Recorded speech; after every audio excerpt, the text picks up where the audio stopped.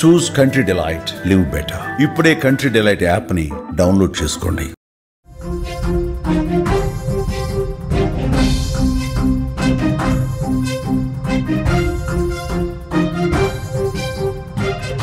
Big breaking news చూస్తున్నాం. కాకినాడ జిల్లాలో దారుణం జరిగింది. చెల్లితో స్నేహం చేస్తున్నాడని యువకుడిని హత్య చేశాడు అన్న 10 రోజుల తర్వాత వెలుగులోకి హత్య వచ్చింది. మృతుడు నొక్కో కిరణ్ కార్తిక్ గా గుర్తించారు. బ్రేకింగ్ న్యూస్ మనం చూస్తున్నాం. కాకినాడ జిల్లా దారుణ హత్య ఇప్పుడు కలకలం రేపుతోంది. రాష్ట్ర వ్యాప్తంగా సంచలనంగా మారింది. చెల్లితో చనువుగా ఉన్నాడని ఓ అన్న యువకుడిని దారుణంగా చంపేశాడు. పార్టీకి పిలిచి పాతి పెట్టాడు. ఏమీ తెలియనట్టు మళ్ళీ హైదరాబాద్కు వెళ్ళిపోయాడు. కానీ దొరికిపోతాను అన్న భయంతో 10 రోజుల తర్వాత చేసిన తప్పును ఒప్పుకున్నాడు. ఈ ఉదంతం లేటుగా వెలుగులోకి వచ్చింది. మృతుడు సామర్లకోట మండలం పి వేమవరం గ్రామానికి చెందిన నొక్కో కిరణ్ కార్తిక్ గా తెలుస్తోంది. నిందితుడు కూడా అదే గ్రామానికి చెందిన కృష్ణ ప్రసాద్. తన సోదరితో నొక్కో కిరణ్ కార్తిక్ ప్రేమ వ్యవహారం నడుపుతున్నాడని ఒక అనుమానం పెంచుకున్నాడు. కృష్ణ ప్రసాద్ ఈ దారుణానికి పాల్పడ్డాడు. గత నెల 24వ తేదీన రాత్రి కృష్ణప్రసాద్ పార్టీకని పిలిచి వేమవరం గ్రామం పక్కనే ఉన్న బ్రహ్మానందపురం గ్రామంలో ఒక లేఅవుట్లో, అది కూడా జగనన్న లేఅవుట్గా తెలుస్తోంది, ఆ లేఅవుట్లో స్నేహితుడి సాయం తీసుకుని కిరణ్ను అత్యంత దారుణంగా కిరాతకంగా గొంతు నులిమి హత్య చేసి శవాన్ని అక్కడే గుట్టల మధ్య పాతిపెట్టి పరారైపోయినటువంటి పరిస్థితి. ఈ హత్యకు సంబంధించి ఇప్పుడు వార్త రాష్ట్ర వ్యాప్తంగా సంచలనంగా మారిన పరిస్థితి. సామర్లకోటలో కాకినాడ జిల్లాలో జరిగినటువంటి ఈ ఘటన తీవ్రంగా సంచలనం రేపుతున్నటువంటి పరిస్థితి. నమ్మించి ఏ విధంగా గొంతు నులిమి చంపాడో ఒక్కసారి మీకు క్లియర్గా ఎక్స్ప్లెయిన్ చేసే ప్రయత్నం చేస్తా. తన చెల్లెలతో ఎక్కువగా ఫోన్లో మాట్లాడుతున్నాడు. నేరుగా కూడా కాదు, లేదంటే చనువుగా ఉన్నాడని కాదు, ఫోన్లో మాట్లాడుతున్నాడంటే ఒక అనుమానం, తన ప్రేమ వ్యవహారం నడుపుతున్నాడంటూ ఒక అనుమానంతో చాలా దారుణంగా ప్రవర్తించినటువంటి పరిస్థితి. అంతకు ముందు రోజే గొడవ జరిగింది. ఎందుకు నా చెల్లెలతో నువ్వు మాట్లాడుతున్నావు, ఎందుకు నా చెల్లెలకి ఫోన్ చేసి నువ్వు అదే పనిగా మాట్లాడుతూ ఉన్నావు అని చెప్పి క్వశ్చన్ చేశాడు.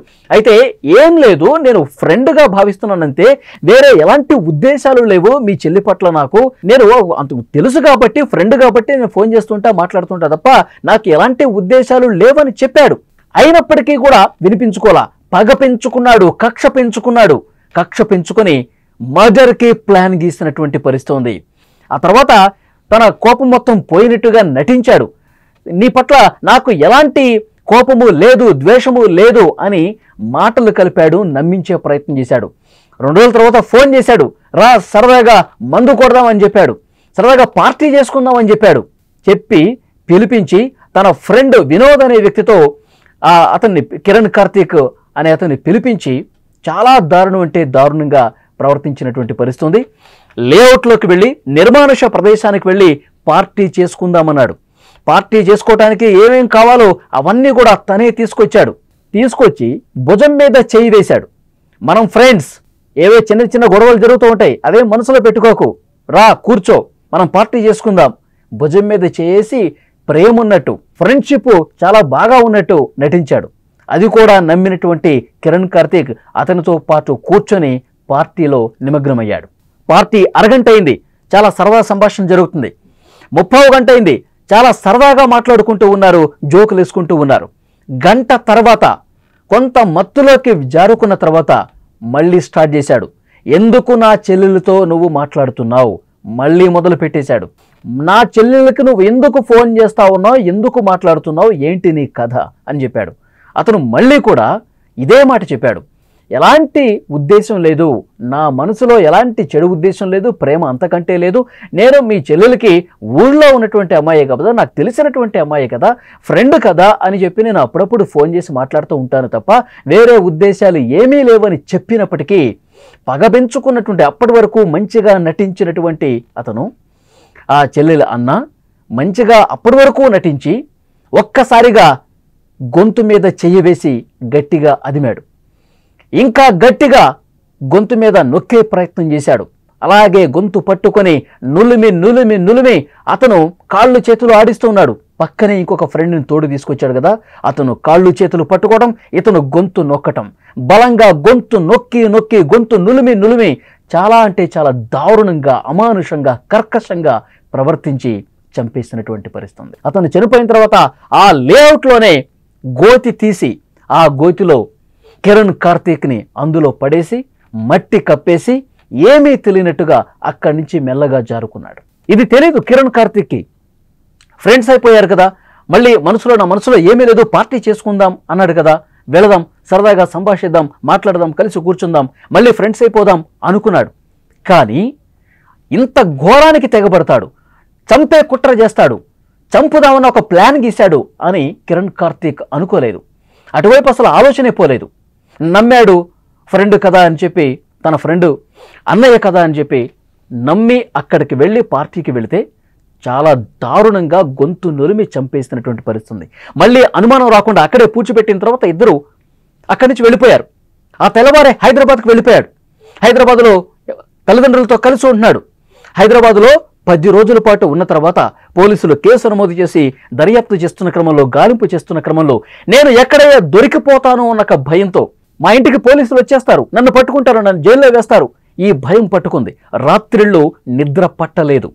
వెంటనే అతను వీఆర్ఓ దగ్గరికి వచ్చాడు. స్థానిక అధికారులకి కలిసి సమాచారం ఇచ్చాడు. కిరణ్ కార్తీక్ని నేనే చంపేశాను, నా చెల్లెలతో అతను తరచుగా ఫోన్ మాట్లాడుతూ ఉన్నాడు, నా చెల్లెలతో చనువుగా ఉంటా ఉన్నాడు, నాకు ఇది నచ్చలేదు, అందుకే అతన్ని చంపేశాను, పలానా ప్రదేశంలో పూడ్చిపెట్టాను, రండి చూపిస్తాను అంటూ అతను అధికారులకు చెప్తే వీఆర్ఓ, తహసీల్దార్ ఇద్దరు పోలీసులకు సమాచారం ఇచ్చారు. మిస్సింగ్ కేసుగా వరకు నమోదు చేశారు. మృతుడు కిరణ్ కార్తీక్ తండ్రి కాళ్ళరిగేలా, చెప్పులరిగేలా తిరుగుతానే ఉన్నాడు, నా కొడుకు ఏమైపోయాడు అంటూ. నా కొడుకుని నేను అంతకు ముందు రోజు ఒకసారి మందలించాను, అది మనసులో పెట్టుకుని ఇంటి నుంచి వెళ్ళిపోయాడా, నా కొడుకు ఎక్కడున్నాడో వెతికి పెట్టండి సార్ అంటూ పోలీసుల్ని ఆశ్రయించాడు. కనపడిపోయేసరికి పోలీసులు 10 రోజులుగా వెతుకుతూనే ఉన్నారు. ఇప్పుడు ఈ విషయం తెలిసేసరికి ఇద్దరు అత్యంత దారుణంగా తన కన్న కొడుకుని చంపేశారు అన్న వార్త తెలిసి ఆ తండ్రి కన్నీటి పర్యంతమవుతున్నాడు. ఆ గ్రామంలో విషాద ఛాయలు అలుముకున్నాయి. ఆ మృతుడి తండ్రి బాధ మాటల్లో చెప్పలేని పరిస్థితుంది. నమ్మించి ఫ్రెండ్షిప్ పేరుతో నటించి గొంతు నులిమి చంపారు అన్న వార్త తెలిసి ఆ తండ్రి ఒక్కసారిగా కుప్పకూలిపోయినటువంటి పరిస్థితి ఉంది. ఘటనా స్థలానికి పోలీసులు చేరుకున్నారు, అధికారులు చేరుకున్నారు. ఎక్కడైతే కిరణ్ కార్తీక్ని నేను చంపేశానో ఇక్కడే పూడ్చిపెట్టాను అని ఆ ప్రదేశాన్ని కూడా చూపించారు. ఆ ప్రదేశంలో తవ్వారు. 10 రోజులు అయ్యేసరికి మృతదేహం పూర్తిగా కుళ్ళిపోయినటువంటి పరిస్థితి ఉంది. మృతదేహాన్ని స్పాట్లోనే పోస్ట్ మార్టం చేసి ఆ మృతదేహాన్ని అక్కడే పోస్ట్ మార్టం చేసి ఆ కుటుంబానికి అప్పగించినటువంటి పరిస్థితి ఉంది. ఆ తండ్రి ఒకటే చెప్తా ఉన్నాడు, నా కొడుకుని చాలా దారుణంగా గొంతు నులిమేసి, ఒకడు కాళ్ళు చేతులు పట్టుకుంటాడు, ఇంకొకడు గొంతు మీద చేపెట్టి చాలా బలంగా నొక్కి నొక్కి నులిమి చంపేశారు నా కొడుకుని. వాళ్ళని వదలొద్దు సార్, వాళ్ళిద్దరిని కఠినంగా శిక్షించండి, వాళ్ళని జైల్లో వేయటం కాదు, వాళ్ళని అత్యంత దారుణంగా శిక్షించాలి అని ఆ తండ్రి మాట్లాడుతూ ఉన్నాడు. ఆ తండ్రి ఆవేదన మాటల్లో చెప్పలేదు. అంత దారుణమైనటువంటి ప్రవర్తన ఇద్దరు ఫ్రెండ్స్ కలిసి చేశారు. ఇప్పుడు కాకినాడ జిల్లాలో ఈ ఘటన సంచలనం రేపుతోంది. ఆ తండ్రి ఏమన్నాడు కూడా ఒక్కసారి విందాం మనం. ఫోన్ చేసినా సరే శిక్ష అయిపోతుంది, సరే నా మీద కోపించడేమో, పడుకున్నాడు, అలగినాడు, పొద్దుట నెత్తుకుంటే వీళ్ళిద్దరు కూడా పొద్దుట వాళ్ళ ఇంట్లో తిరుగుతున్నారు. వాళ్ళకు కూడా వేరే వాళ్ళు అడిగారు, ఎవరైనా కనపడ్డా అని అడిగారు, అది కూడా చెప్పలేదు సార్. ఏదైనా సరే వాళ్ళతో పాటు ఎవరైతే ఉన్నారో వాళ్ళ అన్నయ్య ఆడు కూడా వాడికి సపోర్ట్ చేశాడు. ఎందుకంటే పొద్దుట వాళ్ళ ఇంట్లో ఉన్నట్టు వాళ్ళ ఇంటికి చెప్పకుండా ఉంటాడు వాళ్ళ పెద్దనాన్న గారు అబ్బాయి. వీళ్ళందరూ ఎవరైతే తప్పు చేశారో వాళ్ళందరికీ ఖచ్చితంగా శిక్ష పడాలి సార్. మీకు ఎప్పుడు తెలిసింది? మీకు తెలిసిందా? దీని మీద అనుమానం వచ్చింది? మాకు అసలు అనుమానం ఏమీ రాలేదు సార్. వాళ్ళ మీద అనుమానం ఉంటే నేను తర్వాత రోజే పెడితే పోలీస్ స్టేషన్ లో నేను ఇంకా నా కొడుకు పోయాడు, నేను ఎక్కడ ఉన్నాడు, నేను పని కోసం తిట్టాను, దానికోసంగా వెళ్ళిపోయాడేమో నేను ఎత్తుకుంటూ ఉన్నాను. ఈ రోజు వరకు స్టిల్ ఈ రోజు వరకు నేను ఎత్తుకుంటూ ఉన్నాను. పొద్దుట చెప్పేదాకా నాకు తెలియదు. అదే తండ్రి చాలా బాధతో చెప్తా ఉన్నాడు, నేను ఎవరైతే ఈ దారుణానికి పాల్పడ్డారో వాళ్ళు కనిపించినప్పుడు కూడా అడిగాను, ఎక్కడన్నా కనిపించాడా, అంతకు ముందు రోజు మీరు మాట్లాడుకుంటున్న నేను చూశాను, మీ ఇంటి దగ్గర కూడా కనిపించాడు, మీరు అతనికి సంబంధించిన సమాచారం ఏదైనా ఉంటే చెప్పండి, నా కొడుకు ఇప్పుడు కనిపించకుండా పోయాడు, నా మీద ఏమన్నా అలిగాడా, ఊరు వదిలిపెట్టి వెళ్ళిపోయాడా, ఈ సమాచారం ఏమన్నా మీ దగ్గర ఏమన్నా ఉందా అని అడిగితే మాకేమీ తెలియదు, మాకు అసలు ఎలాంటి సంబంధం లేదని చెప్పి వాళ్ళు నన్ను తప్పించుకుని వెళ్ళిపోయారు. కానీ జరిగిన దారుణం ఇప్పుడు తెలిసిన తర్వాత వాళ్ళు ఇంత దుర్మార్గంగా ప్రవర్తించారన్న విషయం ఇప్పుడు నాకు తెలిసి చాలా అంటే చాలా ఆవేదనగా ఆ తండ్రి మాటలను బట్టి మనకు అర్థమవుతోంది. చాలా అమానుషంగా ఆ ఇద్దరు ప్రవర్తించారు. తన చెల్లితో కేవలం ఫోన్లో మాట్లాడుతున్నాడు అన్న ఒక్క కారణంతో అనుమానం పెంచుకొని తన చెల్లెలతో ప్రేమ వ్యవహారం నడిపిస్తున్నాడు అని అనుమానమే కేవలం. కేవలం అనుమానం అంటే అనుమానం పెంచుకొని ఆ చెల్లెల అన్న కిరణ్ కార్తిక్ అనే వ్యక్తిని అత్యంత దారుణంగా ఫ్రెండ్షిప్ పేరుతో మన ఇద్దరం ఇప్పుడు ఫ్రెండ్స్ అయిపోయాం, దా పార్టీ చేసుకుందాం అని పిలిచి గొంతు నిలిమి అత్యంత కిరాతకంగా చంపేసినటువంటి పరిస్థితి ఉంది. ఈ కేసుకు సంబంధించి పోలీస్ అధికారి కూడా ఏమన్నాడు ఒక్కసారి విందాం. నిన్న సాయంత్రం ఒక ఇదే గ్రామానికి చెందినటువంటి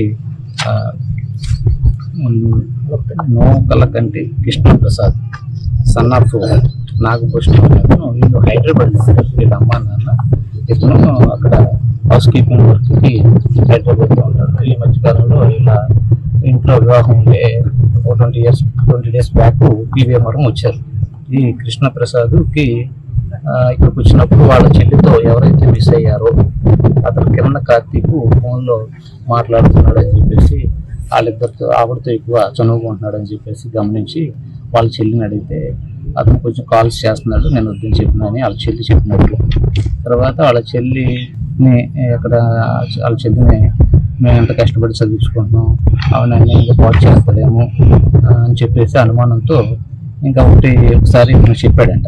ఎవరైతే కృష్ణప్రసాద్ ఉన్నాడో మిస్ అయిన కిరణ్ కార్తీక్ చెప్తే నేను నా ఇష్టం మాట్లాడతానన్న పాయింట్ ఆఫ్ వ్యూలో వీళ్ళిద్దరికి డిస్కషన్ జరిగింది. దాని మీద పార్టీ ఇస్తానని చెప్పేసి 24వ తారీఖు మిస్ అయిన రోజు నైట్ 9 o'clock తర్వాత ఇదే పొలంలోకి తీసుకొచ్చి మాట్లాడుకుని తర్వాత డిస్కషన్లో ఇతను కృష్ణప్రసాద్ స్నేహితుడి సహాయంతో వచ్చాడు. స్నేహితుడి పేరు వినోద్, అదే గ్రామానికి చెందినట్లు. ఆ రోజు ఇంకా డిస్కషన్లో ఇద్దరు కలిపి నేను కృష్ణప్రసాద్ గుండె మీద కూర్చుని నేల కింద రాయి ఉంటే నేల మీద కుట్టానని పీకి నులిమి చంపేశానని చెప్పేసి ఆ రోజు చంపేసిన తర్వాత ఇక్కడే ఈ మట్టి గుడ్డల మధ్యన పాతి పెట్టేసి ఆ రోజు ఇంటికి వెళ్ళిపోయి తర్వాత హైదరాబాద్ వెళ్ళిపోయినట్టు. చూశారుగా ఎంత దారుణానికి తెగబడ్డారో. పార్టీ చేసుకుందామని పిలిస్తే గుడ్డిగా నమ్మితే గనక ఇలాంటి పరిస్థితులు ఉంటాయి. ఏ పుట్టలో ఏ పాముందో ఎవరికి తెలియదు, ఎవరు ఎలాంటి ఆలోచనతో మనల్ని పిలుస్తున్నారో తెలియదు. ఒకవేళ పార్టీ అని చెప్పి నిర్మానుష ప్రదేశానికి వెళితే గనక మన ప్రాణాలు పోయినట్టేనా? ఫ్రెండ్షిప్ పేరుతో స్నేహ భావంతో నటిస్తూ ఎవరు ఎక్కడ గొంతు కోసేస్తారో తెలియని పరిస్థితి. మనం ఇద్దరం ఇప్పుడు ఫ్రెండ్స్ అయిపోయాం, రా మనం పార్టీ చేసుకుందాం అని ఎవరైనా పిలిచి నిర్మానుష ప్రదేశానికి వెళ్తే ఇప్పుడు అనుమానించాల్సినటువంటి పరిస్థితి ఉంది. పాత కక్షలు ఏవైనా మనసులో పెట్టుకుని, పాత పగలు ఏవైనా మనసులో పెట్టుకుని మనల్ని అత్యంత దారుణంగా చంపేస్తారా? మనల్ని దారుణంగా చంపేసి అక్కడే పూడ్చిపెట్టి ఏమీ తెలియకుండా అమాయకంగా వాళ్ళ పనుల్లో వాళ్ళు నిమగ్నమైపోతారా? ఎందుకంటే ఇలాంటి ఘటనలు చూసినప్పుడు, ఇలాంటివి ఇప్పుడు కాదు చాలా ఘటనలు జరిగినటువంటి సందర్భాలు ఉన్నాయి. రా మనం ఫ్రెండ్స్, మనం పార్టీ చేసుకుందాం అని నిర్మానుష ప్రదేశానికి తీసుకెళ్ళి, ఎవరూ లేని ప్రదేశానికి తీసుకువెళ్ళి అత్యంత దారుణంగా చంపేసినటువంటి ఘటనలు ఈ మధ్యకాలంలో చాలానే జరుగుతున్నాయి. కాబట్టి ఎవరిని గుడ్డిగా నమ్మద్దు. అతనితో మనకి ఎలాంటి ట్రాక్ రికార్డు ఉంది, అతనితో మనకు ఫ్రెండ్షిప్ గత చరిత్ర ఏ విధంగా ఉంది, గతంలో ఎప్పుడైనా గొడవలు జరిగాయా, గతంలో ఏమైనా పగ పెంచుకున్నటువంటి సందర్భాలు ఉన్నాయా, గతంలో ఏమైనా గొడవలు పెట్టుకున్న సందర్భాలు ఉన్నాయా, ఇవన్నీ కూడా 1కి 2 సార్లు చెక్ చేసుకోవాల్సినటువంటి అవసరం ఉంది.